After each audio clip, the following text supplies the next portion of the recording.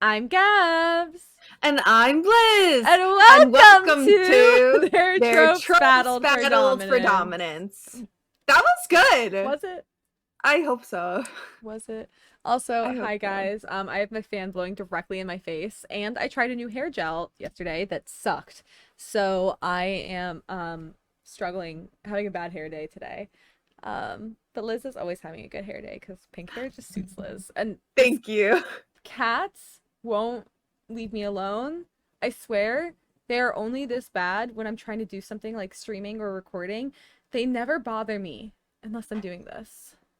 They just sense it. They're like, They suck. Gabs is doing something important. Time for me to make her life a living fucking hell. They absolutely suck. Um, yeah, I'm also wearing the only anime shirt I own now. It's an Idol 7 shirt that I got at Anime See that year. I think you had got the matching one, right? Yeah, but I washed it too much and all the Now it's design all faded. faded. I never wear Yeah, it. So but I I realized wore it too much. I put it So on today and I realized I was like, this is my last anime shirt. I don't own anime shirts anymore. And I own a couple. this is my only one. And it's like, on one hand, I'm like, okay, I mean, that makes sense because I don't really enjoy wearing them. I don't like getting weird stares and, weird people coming up to me. So it makes sense that I don't wear them anymore. But also, it feels like kind of like the end of an era, right? Like in middle and high school, all Oh, I wore yeah. were anime shirts. Oh my God. Okay, so my cat's behind my monitor now. So if my camera falls over, that's on him. For me, like I'm trying to think about like what like I have like three that I'm thinking of right now. Mm-hmm. Like one is like an Oron like crop top, so it's like kind of cute. And the other two are like they're not like for specific anime, so they're more like quote unquote like aesthetic Mm-hmm. anime t-shirts or whatever. But like yeah, I don't own a lot of like anime like a Naruto t-shirt or a Death Note t-shirt Mm-hmm. anymore. But that's also because like my interests have very much turned into Marvel Star Wars, Right. which are what all of my like shirts are from. I'm wearing my Falcon and the Winter Soldier t-shirt right now. Okay. Yes. Slay. Yes. Slay moment. Also, I'm Slay sorry. moment. This one is literally making my life hell right now. He's not Hmm. real. He's cute though. He's just not real. He Um, it's Raven. Liz has met the cats many times, so she Mhm. understands. Like, I'm. Yeah, but they're cute, so it like really balances everything out. He's literally a blob. You can't even see anything because he's squinting so hard. Anyways, we recorded 2 days ago, so I don't Hmm. think a whole lot has happened since then. Liz and I both went into the city yesterday for separate reasons. Separately. So we didn't actually see each other. She spent the day in Central Park. I spent the day in Yes. Brooklyn with my family. I'm And covered in bug bites. I'm glad that we didn't meet up then. We ended up actually leaving at like lunchtime because we were so tired. And then we got back and we slept from like 5 to 9. And then we Oh my woke up at like gosh. 9 and we were up till from like 9 to 2 eating pizza and watching stuff. And then we went to sleep. And honestly, that is ideal. I'm telling you right now. Hmm. That was the ideal sleep schedule for me. If I could do that every day, I'd be so happy. But did you at least have a good time despite the bug bites in Yeah, your no, we had a location? great time. I saw like a lot of people I haven't seen like in forever. Mm-hmm. Like some people like I literally haven't seen since like pre-pandemic. So it was like a really great time. I'm glad. We went to go get Ukrainian food after, so that was really yummy. And when I got back, my parents were at a bar and they were like, come to the bar, and they bought me drinks. And then I walked home with my parents. It was a good time. That does sound fun. I can't imagine my parents at a bar together. My dad goes to bars with his friends, but like I can't imagine them both at a bar. It's so and then inviting me that it's very like not my family. But then I remember your family like literally piling alcohol on you at holidays. So I guess it makes sense. Yeah, like me being like, I am so hungover from 4th of July because my cousins kept like giving me more drinks. Because they'd be like, oh, here, like get another drink. Or like I'd be out with my family and like I'd be like, oh, can I get a water this round? They're like, okay, a water and another drink. And like it's not like to the point where like it's not like It's it not sounds bad, but dangerous. it's really not bad. Like Liz if has a I pretty high tolerance too, guys. Keep that yeah, in mind. my entire family drinks a lot and like Like drinks a lot at like appropriate times. We're not like blasted every night weekdays. They're not no. alcoholics. I can promise you. But like if I'm like, no, I really just need a water this round, like they'll of course like no one will actually like actively pressure me to like keep drinking. But it's like always like here's more drinks, like here's another drink. Do you want another drink? And so when you're offered, you're like, well, yeah, like, I guess. So yeah, that was fun. It was a local bar, and they had redone their back room to look like a basement from the 80s, and it's really, really cool and really, really fun. So the vibes there are immaculate. That sounds really neat. I had a great time yesterday. I'm glad that you enjoyed yourself. Yeah. Any other exciting stuff to share, or are we good to just hop right into it? I have nothing else going on in my life, cool. So I have some devastating news to share. When I was setting up, Anchor, which we use for our podcast distribution, and I was trying to set up our last recorded episode, which, speaking of, you and I have to decide on a title after this. Oh shit, yeah. But I was like, the way we usually do that is when we don't feel like talking about an episode right after we record it, we just put in like the transition noise, which for us has always been the bongos, and then save it and go back to it later. So fun fact, Anchor has redone all of their transition noises. They no longer have any bongos. No! I literally like was scrolling through all of them, like searching frantically. I was like, come on, there has, like, maybe they just renamed them. No, there's no bongos. Devastated. I'm very sad. So now I'm wondering, because those are like Anchor noises, we have to go back and look and see if our previous episodes even still have the noise. That'd be wild if they didn't. I would be really sad. Rip the bongos. But the thing is, whoever listens back will ever understand them while we're always like, blah, blah, blah, blah. Like no one will get the joke. No, that's so upsetting if that's the case. And we're too lazy to edit it into ourselves. Because they'll just hear us being like, exactly. And like, oh, that is so upsetting. Like, genuinely, I'm so upset. I know. It's devastating news. I told you I had to share. So, there's that bummer. So what trope did you choose this week? So, I haven't looked yet. I chose the trope, and I feel like we should give a quick rundown for anybody listening, just because we're coming back from the break. So real quick, how we normally do these episodes, if you just heard our last episode, or just watched it even on YouTube, Spotify, wherever, so you'll see that we did a special. So with that, one of us does the research and the other one finds a fic. Usually the way our episodes work is one of us will pick a trope, talk about that trope and the history of the trope, and then find a fic or more than one fic for it, and we'll read it. And then the other person has to randomly get assigned a trope, and then they do the same thing, but it's a trope they didn't pick, and then we switch off every week. So when we left off, I had just randomly gotten assigned one and Liz chose one. So this week I'm choosing a trope and Liz got assigned one. Cool. Yes. So this week I chose the undercover trope. Not to be confused with the undercover in a gay bar trope. That is a different trope we might cover in the future. That is really fun, but I was just looking through fics that we could use, and I was like, I really want to do like an undercover mission fic. So I did undercover as an omission. I don't think this is anything to really talk about. This is like a trope, not just a fanfic specific trope. This is a trope in every media. So yeah. I don't think there's much to discuss about it. And I also know Liz has a longer one, so I don't want to spend too much time on it. I just want to say I really like when undercover missions like bring ships together.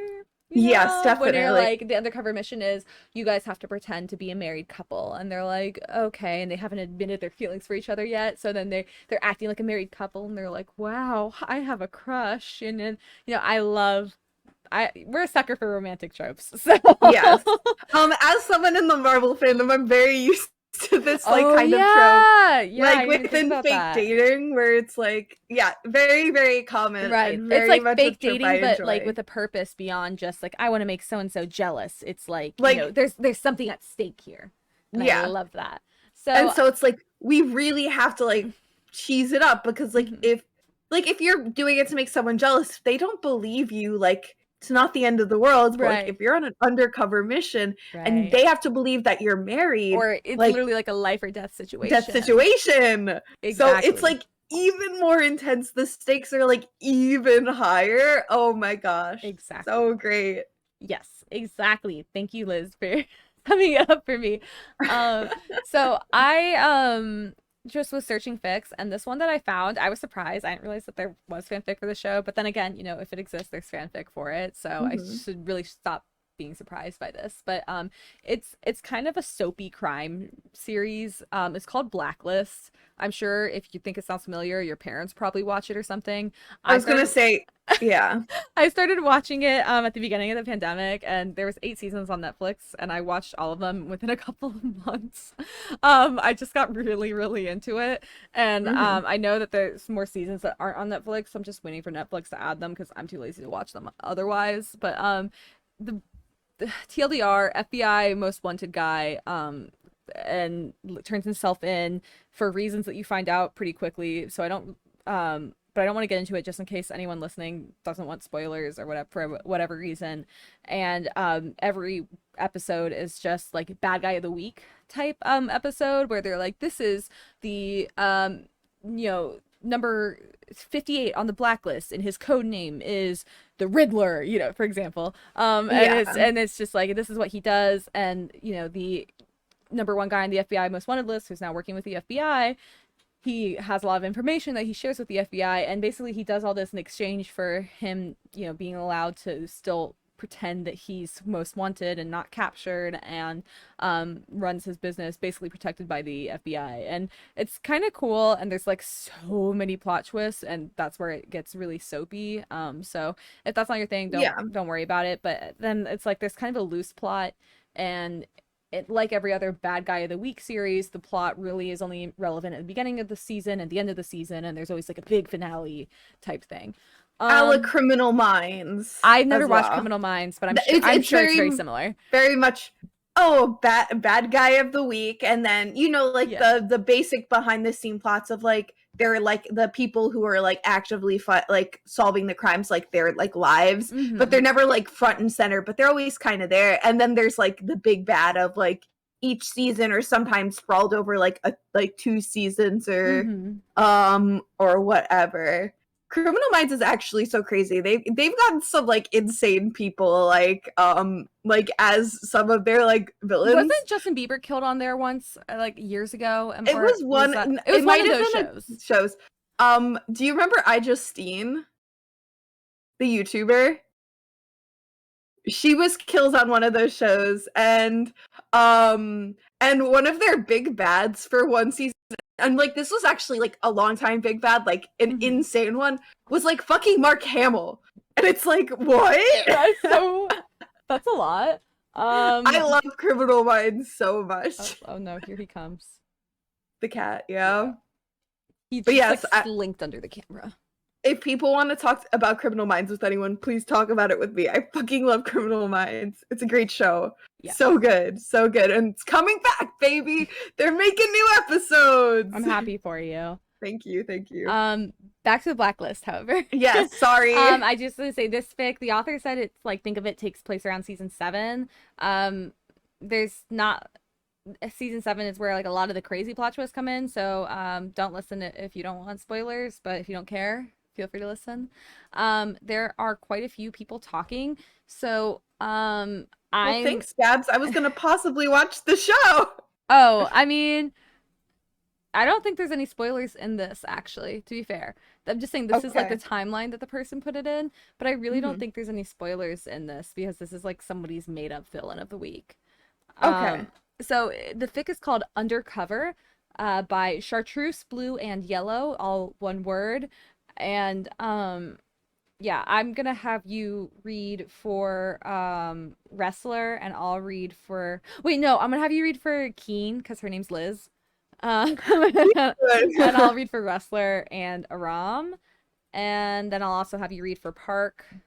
And then we'll assign roles later if there's more. I'll just have you read for everyone else as well, probably. Okay, you Okay. ready? Cool. Yes. The blacklister of the week was the contractor. He was someone Ooh. people could contact through an unhackable server who would then hire people to commit the crime for his client. Because the contractor and his client never met in person, and because the client never knew who was carrying out the crime for them, it made it hard to catch anyone involved. Reddington informed them that he had heard rumors that the contractor was in town and was looking for a grifter and some muscle for a job. And to add some context, Reddington is the FBI most wanted guy. After Reddington had left, they came up with a plan to go undercover so they could not only catch the contractor, but use the would-be victim to find the client.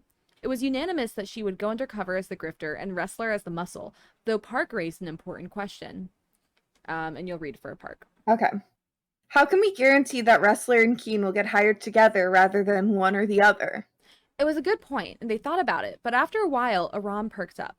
Was it just her, or did he have a mischievous glint in his eye?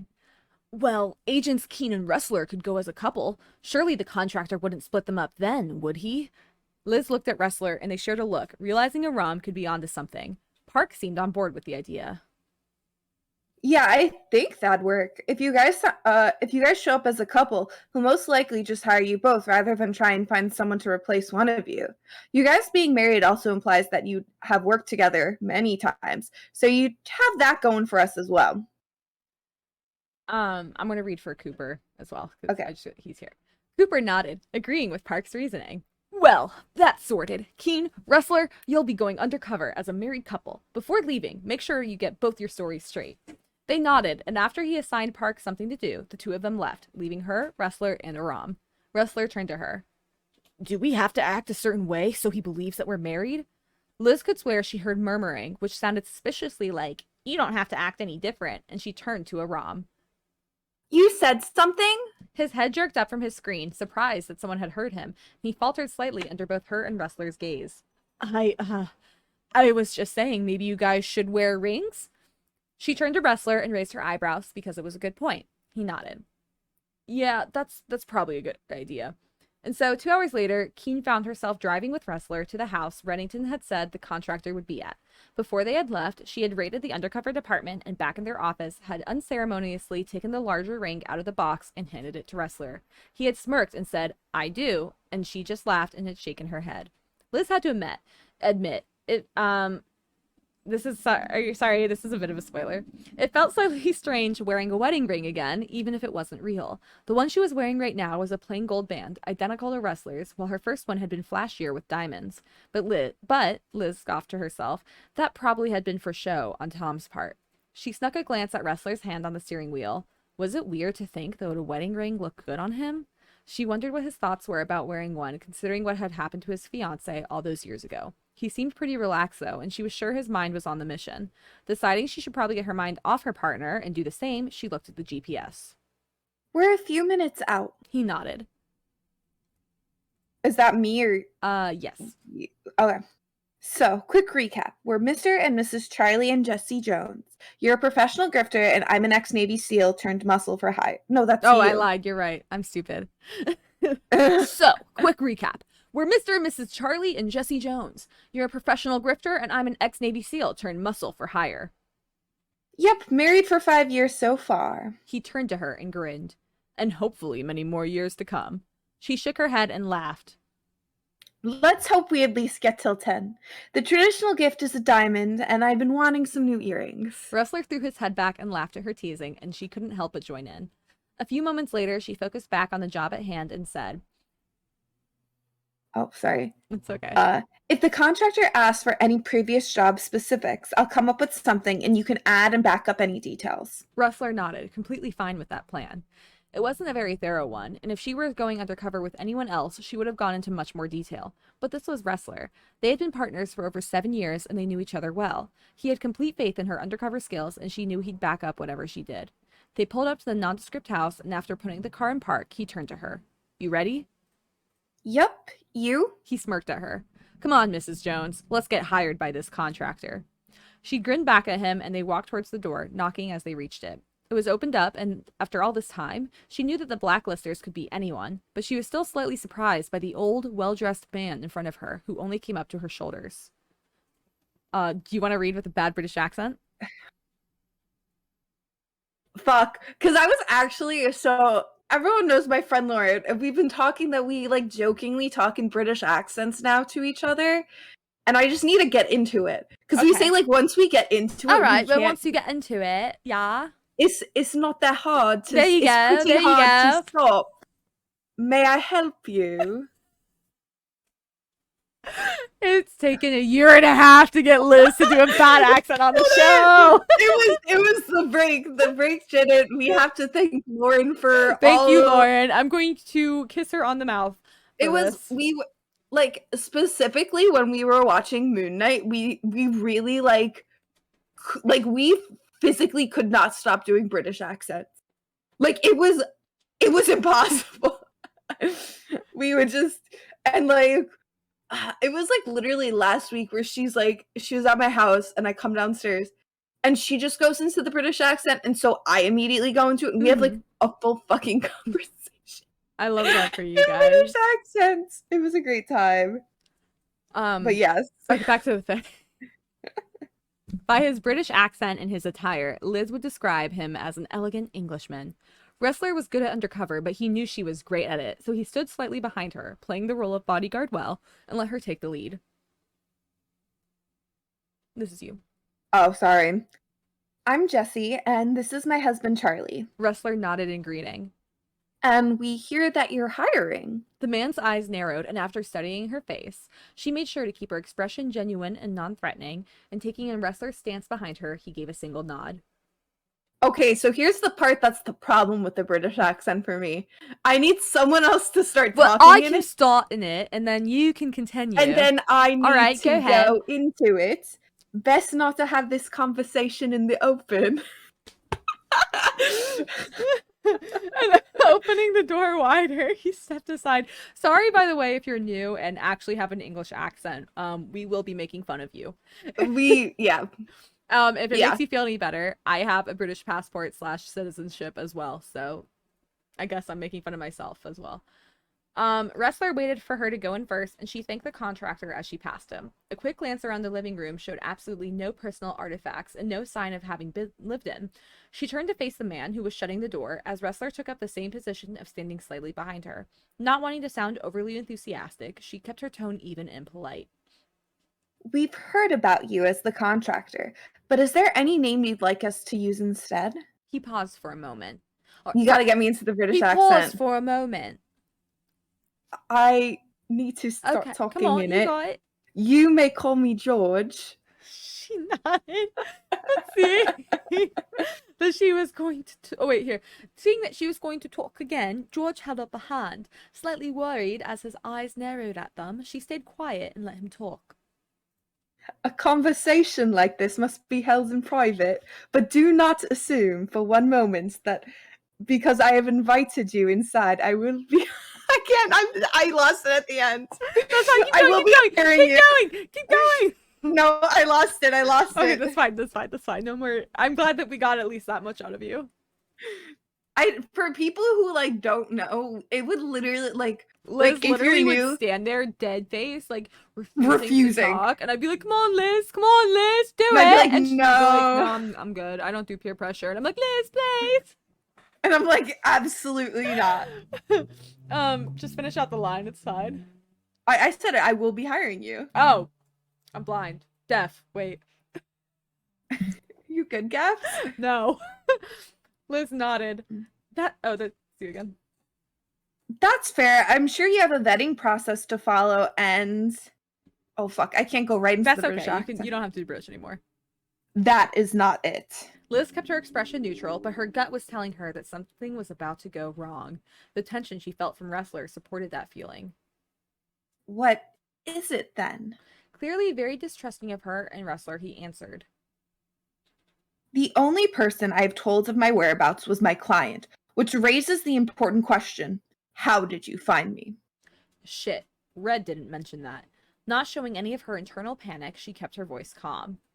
This job was recommended to us. Clearly not convinced by her vague answer, he continued speaking. My theory is that because my client knows where I am, they hired you both as well, not believing that I can do their job. But that simply will not work. If you have met them, you cannot do the job. I assure you that's not the case. We've never met whoever hired you. Ressler stepped forward, backing her up. Working for you is recommended to us. Your clients didn't send us. George's face was filled with distrust, and the belief that they were lying to him was starting to make him angry. That would mean he wouldn't hire them, which they simply couldn't have. A shared look with Ressler told her that he was thinking the same thing as her, so she nodded at him, and he turned to George. When you hear who told us about this job, I'm sure you'll be okay with it. He simply raised an eyebrow in return. Somehow, I doubt that. Smirking, Ressler said, We've worked jobs for him before. It's Raymond Reddington. That seemed to push the anger away, and slight confusion came in its place. Your source is Reddington? Ressler gave a smirk at that, and Liz supposed that George thought it was because they knew Reddington, but she knew better. Red was their source in more ways than George could ever know. Turning to him, Liz simply said, He is. And that's where I cut it. Nice! So, yeah. It was very, very, kind of the thing I'd like to watch when I, watch, my television shows. Yeah, where you want something in the background, and... No, I, actively love watching these shows. This is one of my background shows where I put it on when I'm doing something else. I can't watch shows in the background. Physically impossible for me. Well, I say that, but I say I'm watching in the background, but I usually am paying more attention to that than I am whatever I'm doing. But yeah, I don't know. I liked it. I think I will say the fic isn't normally what I would go for. I would say, yeah, definitely. I think Undercover is something I enjoy to watch more than I enjoy to read. I think there's a lot of nuances in Undercover that are hard to convey through text, such as little glances that maybe the people you're trying to fool don't catch, but your partner catches. That's the sort of thing I love, and I think it's very hard to convey that over text, especially when you're dealing with an established source, established media source, like in a fan fiction, where Ressler and Keen, I can picture this happening in a real episode, but they have a lot more going on. They just, there would be a lot more unspoken things going on, where this fic is very text heavy, and that's not a bad thing, it's just a different thing. Yeah, definitely. I mean, I do read,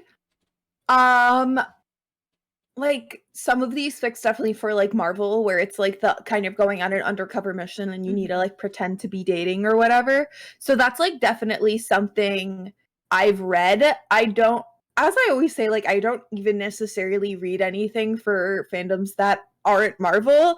So I can't say I'd read it for other things, but it's definitely something I've read before and read, not within we're going undercover to catch a murderer, but sometimes within Marvel, but never within this specific kind of tone. It's always a little more different, theatrical, superhero-esque, because they're superheroes. So yeah. So at the end of the day, I think we both would read it, but I don't think something we reach for right away. Yeah, exactly. Okay. Liz, what did you get assigned? I got randomly assigned ugly holiday sweaters. Love it. I actually saw that trope when I was looking for information on mine. So yeah, I love ugly holiday sweaters. I have a couple myself. I'm a big fan. I think they're very cute, even though they're supposed to be ugly. They're probably the only Christmas tradition I enjoy. So it's so fun. So obviously this trope is very popular around the holiday season, so Christmas and stuff. Christmas is I think the main holiday that has them, but in more recent years you see ugly Hanukkah sweaters as well. So that's another thing that's come out as well. While I know we're talking about this trope within the context of fan fiction, when I think of ugly holiday sweaters in the the media of fan works, I more immediately think of fan art and cosplay. I don't know if that's just me, because no, I agree. I don't really think of people describing sweaters in detail in fics. And I obviously know within fics oh, we're going to an ugly Christmas sweater party or whatever, but for me I immediately think of the more visual works where you can see it. And what I love for when people get creative with the ugly holiday sweaters and they make them very character specific, it's much easier to do within fan art to make them super specific. Or sometimes if it's more popular media franchises, let's say Marvel, Star Wars, or DC, you can usually find, or even Doctor Who or some other more popular ones like that, you can usually find these ugly holiday sweaters for fandom specific as well. But I mean, we did a little the boys ugly Christmas sweater Yeah. group, and I had like one with like white and yellow, like white sweater I with like wouldn't yellow describe yours stars as on it. ugly, honestly. It's like, yeah, it's not Yours ugly, was a but it's cute like Christmas sweater, and then mine, I guess, it fell between tacky and ugly because it was like literally just a bunch of cats and Santa hats like collaged on each other. yes. So But yeah, and I also learned that it's popular for fans to share knitting patterns for their favorite quote unquote nerdy properties. Specifically through this site called Ravel Ravelry or Ravelry. It's spelled yeah. Ravelry. And usually, obviously, this is under it because a lot of these sweaters are knitted, and so you can share these ugly Christmas sweater patterns. And so I actually looked up a little bit of the history of these sweaters, and they originate in the 50s with the mass commercialization of Christmas. And so obviously when they were first created, they were created to be they were very stylish, they were cute. You know, it was a lot more of like the subtle like on the top being like the going across like the crisscrossing patterns and snowflakes and like little dainty reindeer like across it. So it wasn't like, I think we've definitely gotten like tackier and tackier over the You got years. camp. Yeah, we've gotten camp. And but like the original origin of it was very nice and very sweet, and something that when people, if you wore to an ugly Christmas sweater party, people be like, oh, that's actually like a nice Christmas sweater, it's not an ugly one. The popularization of ugly Christmas sweaters though come in the 80s from many holiday episodes on situational comedies. And so that's where you get like the bells and all the pom-poms all over everything. And so obviously it's like ugh, I can't believe my mom made me wear this sweater, my grandma made me this sweater, we have to go to this or whatever. And then obviously I feel like, I don't know if it was in like the 2010s where like really like having like ugly Christmas sweater parties became like popular per se. Like I remember on Tumblr, I definitely went to like a bunch of those though in high school where it was literally the theme was wear your ugliest sweater. yeah, and like So it might have, like for me, it might have been in the 2010s, or that might have been really where like I was kind of aware of yeah, it. I think aware is Yeah. a good word. But they're having ugly Christmas sweater parties and owning ugly Christmas sweaters, and like stores selling like the like really ugly ones has definitely become very, very popular nowadays. It's something that I feel like people embrace, where they're like, oh, this is so fun, like this is a great part of like the holiday season, versus like within the 80s comedies it's like, ugh, like I can't believe I have to wear this, and it's like very much seen like, oh, this sucks. But now it's like, oh, this is so much fun. And like you go to like conventions like Holiday Matsuri where everyone's wearing like their anime or whatever cosplays with these sweaters. I would have gone through and listed specific show examples, but I mean, like, I feel like if you literally think of like any like sitcom that's had a Christmas episode, at some point they've had an ugly Christmas sweater kind of trope thing. So yeah, that's kind of like it with the notes. I mean, it's very, very self-explanatory, like we all know. So I really had to, for my first chosen fic back. Of course. Of course. I'm not even surprised. So In my defense, I think I was like looking through the top kudos fics, and this was like the first one. Like I don't even think it was me being biased, like the first one where I was like, okay, this plot's like good, it's cute, it's like really succinct, whereas like other ones were like really like whining or like explicit, and I was like, I'm not in the mood to read that right now. No porn, please. No porn, please. I had the same issue, so don't worry. So this was like the first one where I was like very much like it's rated teen and up, very sweet, very short. So yeah, so for those of you who do not know, I chose a Stucky fic because it's my favorite ship, and it is the only ship I read really ever. Sometimes I read other stuff, but 9 times out of 10 if I'm reading a fan fiction, more like 9.5 times out of 10 if I'm reading a fan fiction. 99% of the time. It's a Stucky fan fiction. And usually it's mundane stuff like this, but Steve gets set up on a blind date by Natasha. And it happens around Christmas time, so ugly Christmas sweaters do come into into play. And as I said, it's rated teen and up, and it has no warnings. I have the entire thing copied down here. We're gonna kind of see when we feel like it's a good place to stop, because like sometimes with one shots like this, there's like never really a good place to stop. You know what I mean? Yeah. Like they're one shots for a reason. They're meant to be read like all at one time. Yeah. One time. So I mean, it's from Steve's perspective, so I guess I can read for Steve and you can read for Bucky. Should I put on like the gruff man voice? I mean, you can, yeah. I don't remember how Bucky even talks. I don't know how. Like, am I just gonna explain Sebastian Stan's voice? I don't remember what he sounds like. It's been so long since I watched it's anything like with him in it. It's like a little bit of gruff, but not like over. You know what I mean? Should I play it up though? Do you want me to ham it up, or you want me to just not do the bit? I mean, you can do whatever you want. We'll see how I feel when we get to him. Okay. So it's called "Have a Cup of Cheer" by. Is it? It might be Relena. I would just read it as Relena Fanel. Yes, RELENAFANEL. So yeah. Steve loved Christmas. There was something about that time of year that settled beneath his breastbone next to his heart, kept his entire body feeling warm with what felt like magic. And I don't know, like I always like Gabs obviously didn't grow up celebrating Christmas, but that's like definitely the feeling like I get. It's like it's a very warm and like happy feeling, because it's, as a kid, like you're like, oh, I get presents and we sit around and eat cookies and watch movies. So it's like a very, very happy feeling. So very much a relatable feeling for me. That was a bit too unrealistic for him to even say out loud. But there was something about December that imbued him with a feeling of contentment. He loved the stories of people reaching out and helping their fellow man, creating their own form of miracle. And while he knew that the holiday was full of selfishness, he also believed that it embodied the opposite as well. He only wished that people could tap into that kind of generosity year-round, and not just for the holiday season.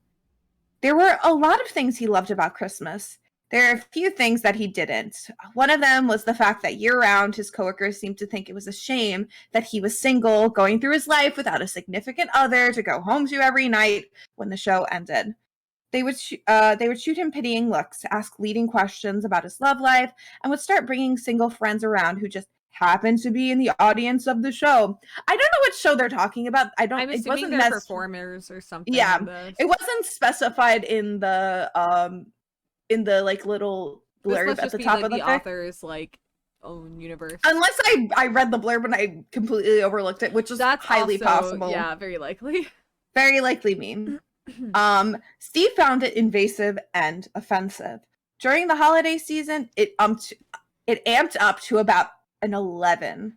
Steve usually ignored it. Sure, he wanted to share his someone to share his bed with, and maybe even someone to share his life with. But there were a few points in time where it sounded disastrous to start something with someone, and that was when everyone seemed desperate to find some kind of human connection. Weddings are one, Valentine's Day was another. Christmas just seemed to fit that criteria. So while Steve didn't want to be set up with someone's single friend or relative on a normal day, he certainly did not want to give in to the pressure to conform to a world focused on relationships during the holiday season, where being alone was an obvious feeling. However, when Natasha took the time to look you up and down, frown with her eyes like you were lacking in some way, and then say, "Down under coffee on Thursday at 6 p.m. He'll be wearing a festive red sweater with a reindeer. Withhold judgment until you meet him." You went to Down Under Coffee for 6 on Thursday, and you looked for someone in a reindeer sweater. And Steve wasn't the type to judge anyone. He was also a single Brooklynite, and it wasn't like he didn't see some questionable pieces. Is that what you call people who live in Brooklyn, a Brooklynite? Yeah, a Brooklynite. Okay. I don't like that word. You've never heard someone be like, "Oh, they're a Brooklynite"? No, I've just heard people say, "Yeah, I live in Brooklyn." It's not a common thing to really say, but like that's what it's called. What am I gonna call someone who lives in the Bronx? A Bronxite? A Bronxite? No, you're just from the Bronx. Exactly. So why would you say Brooklyn? That sounds like some weird gentrified shit. Oh, it almost 100% probably is. Okay, I just needed to establish that sounds weird. It does sound weird. Okay. I'll restart the sentence. He was also a single Brooklynite, and it wasn't like he didn't have some questionable pieces to his wardrobe that he occasionally wore. Ugly holiday sweaters were a thing now. People wore them willingly. Steve could remember a time in his youth where it seemed like adding one of his grandmother's knit sweaters on top of his slight frame and persistently drippy nose, the same as wearing a huge blinking red and green loser sign. Not that he'd cared, and the slight crick to his nose, where it had been broken a few times, would always be a pretty good reminder of how little concern he paid to conforming to who people thought he should be. Steve looked around the coffee shop. He didn't see anyone in an ugly holiday sweater, or at least he didn't see anyone in an ugly holiday sweater that was red and featured a reindeer on the front.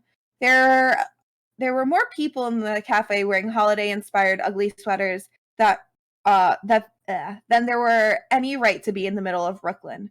Scratch that. He was standing in a cafe in the middle of Dumbo. The fact that everyone wasn't wearing some kind of holiday-inspired knit sweater was shocking. It didn't take him long to realize the line in front of him wasn't moving, and that the people behind him were extending out the door. He could feel a cool breeze on his back from where some jerk was standing half in and half out of the doorway, letting the cool air in. Steve turned and gave that person a look that said either in or out. I like just that feeling of like, you know, like December time, like waiting to get a like warm drink and like the breeze just coming in the door on like a super freezing day is so, it just like puts such like an image in my head because I've had like so many times like that. I think it's also a lot easier for you to envision that, whereas I grew up in the South, so I was lucky if, like, by the time it was time for a nice drink in the afternoon, if it was below, well, actually, depend on the day. Sometimes it was, 20 degrees, and other days it was 60. So, I never really, when I think of winter, I don't always think of, like, super cold. Yeah, well, eventually living up in the north enough, it will turn Within to that association. Yeah, I'm sure I will. That look was now far more effective when he looked like he could bench press a bus than it was in his youth. That person chose out. Is this me that I'm talking? I don't. Yes. Yeah, it is. Okay, I scrolled down. It's me. Okay. Yeah. I think the foam machine is broken. The guy in front of him said, craning his neck to see around the line of people standing in front of them.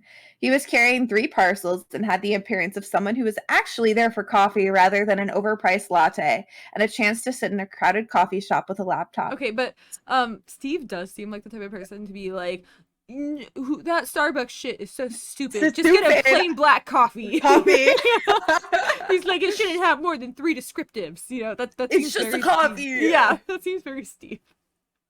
Yeah. But he would also be the type where, like, when someone finally gives him one of the other drinks, he's like, oh, wait, this is actually pretty he'd be like, okay, I get the hype now. But he wouldn't I get it. Yeah.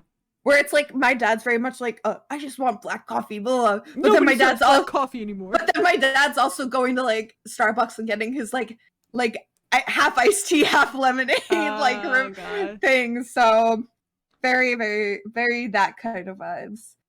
Steve enjoyed people watching to see if he could guess what their habits were before they revealed them. I really wanted a peppermint chocolate latte. He never claimed to be very good at it. That does sound good, Steve answered. Only sure that the guy was talking to him and not a Bluetooth attachment when he looked over his shoulder to frown at the fact Steve hadn't answered, angling his body so that he was standing at the viewport so he could see Steve. The guy smiled, his lip curving and eyes lighting up when Steve spoke. Steve had been distracted, looking around for the blind date he was supposed to meet and then trying to see if the foam machine really was broken. He hadn't paid much attention to the man speaking to him besides taking in his body language and the frown across his face when he spoke out loud about his observation as to why the lime seemed to be backed up to the doorway and not moving. Steve was looking now. He was really very attractive in a way that made Steve's heart flutter. It wasn't so much the fact that the man was gorgeous, which he was. It was the way he smiled. It was carefree in a way Steve rarely saw anymore, as though he was honestly pleased that Steve had answered him. It made everything about him light up, and there wasn't a piece of that man that was ordinary to begin with, as far as Steve was concerned. He also never denied that he had a type. His type was leggy brunettes with honest smiles and sharp mouths attached to even sharper brains, and the stranger had two of the three so far. I'm Bucky, The guy said, holding out his free hand. Xmas shopper and coffee addict. Steve, he answered, grasping Bucky's hand in his. Bucky was wearing a soft pair of leather gloves, and they felt nice against his skin in a way that made heat crawl up the back of Steve's neck. I'm neither of those things. Bucky raised an eyebrow, lips turning up slightly with amusement. Just what are you then? Casual coffee drinker, online shopper, and the type of person who allows himself to be coerced into going on blind dates before Christmas. Ooh, ouch. Bucky answered, and if anything, his face lit up even more with an amused sort of joy because of Steve. That's still you. Okay. Some people find it terrible to be lonely during the holidays. They'll do crazy things that they normally wouldn't, like blind dates. Steve shrugged. I really don't care about that type of solitude. I have people in my life, just none that I'm having sex with right now. I'm not looking, and I'm certainly not looking because of this time of the time of year. That seems like a shame. Bucky answered, trailing his eyes over Steve with such frankness that Steve couldn't help but return the gesture. Bucky had long legs beneath the trim lines of his coat, which Steve had already noticed and appreciated. His pants clung to the lines of his solid thigh muscles, tapering down to his slim calves, and his shoulders looked broad in his navy coat. If Steve based his relationships off looks alone, Bucky was exactly his type. Maybe you should have more of an open mind about it. Bucky smirked at Steve, appreciating the fact that Steve was looking back, and they shared a moment of understanding that there was a mutual attraction there. No, Steve continued. I'm here because my friend isn't someone you say no to. We all have those kinds of friends. Last time I went on a blind date, I lost a bet. Not exactly a promising start to a relationship unless you're in a movie starring a teen heartthrob. I don't know. Who can say what the right or wrong way for two people to come together is? Bucky's face seemed to light up in surprise. You're a romantic. That's just him yelling at us. Wait, you guys are romantics. us reading all these stupid, cheesy plots. Like, yeah, that's cute. Yeah. Like us, like, oh my god, wouldn't it be so cute if two people got paired to go catch a murderer together? Oh my god, wouldn't it be so cute if these guys just kissed right now? Yes. Okay. He exclaimed in a bright tone. Then he looked around like he had said a dirty word in public and was making sure no one had overheard. That's why you're here. You don't want to leave what if to chance. What if this person is the one? He questioned in a dreamy Soto tone, batting his eyelashes at Steve. That's one interpretation to it. It's more likely that I trust that she wouldn't waste my time if she didn't think it was worth it. Shit, I scrolled and I lost it. Give me a second. Oh, there it is. You know better people than I do. Bucky answered, his mouth still doing that upwards turn in the corner. Steve wondered if Bucky always looked semi-amused or if it was the way he flirted. Steve shrugged. Either that or she's trolling me. Bucky barked out a laugh. Now that sounds more like my friends. Tell me, what do you hope to get from this? Good coffee? Steve shrugged. Possibly, maybe someone I want to see again. Realistically, probably just a waste of a few hours of my time and the ability to claim that I tried. I think we should probably cut it there. Yes. But it is a very cute fig. Where does the ugly sweater with Bucky come in? Like, does he just show up later wearing it or something, or like it's in his bag? So as I said, I was telling Gabs earlier, I didn't really get the chance. I more scanned it. I'm like, I see the ugly sweater there. This is a trope I like. I don't know. We will just have to continue reading on our own to find out. Yeah. But yeah. Okay. Yeah, I love these fics, especially around like holiday times, because while my favorite holiday is Halloween, I do very much love Christmas. Speaking and of Christmas Halloween, time. the Spirit Halloweens near us have started putting stuff up. I need to go to Spirit You Halloween need to right come visit now. us and go to Spirit Halloween with us. I'm literally seeing you on Saturday, so next Saturday. Oh shit, So you're right. Spirit Halloween trip. Well, yeah, if it's open, we'll go. But yes, I love Christmas time and all like the stupid cheesy stuff that come along with it, like the watching the Christmas movies and wearing the ugly Christmas sweaters and making cookies and decorating the tree and listening to Christmas music. So I do enjoy to reading some holiday related fics around the time as well. So it adds to my general holiday cheer because that is the only happy part of the winter for me. It is the only time the cold and snow is bearable. Can't say I relate, but Yeah. I respect it for you. Yes. But I will definitely continue to read fics within this realm of like holiday relatedness. I don't know if they'll be specifically ugly Christmas sweater fics, but they'll be related in some way around Christmas time, and I'll continue to do that. I can assume that you probably won't. Yeah, I can't say the same. But that being said, thanks guys for tuning in. This will be out in a couple of weeks, hopefully, as we record our backlog to have a bunch so that, you know, we don't go on hiatus unexpectedly again. Yeah. In the meantime, you can find me, Gabs, on social media, at Flighty the Nerd on Twitch, Instagram, TikTok. What are the other ones? Twitter. Is that all of them? Did I get them all? I think I got them all. Instagram, Twitch, Twitter, and TikTok. Yeah. Yeah. Liz, where can we find you? You can find me on Instagram, Twitter, Twitch, and TikTok at Lazily Liz. I do VTubing now, so yeah. What about the show? You can find the show on Instagram, Twitter, and TikTok at Trope Podcast. You can You can find us on Facebook and YouTube at Their Tropes Battled for Dominance.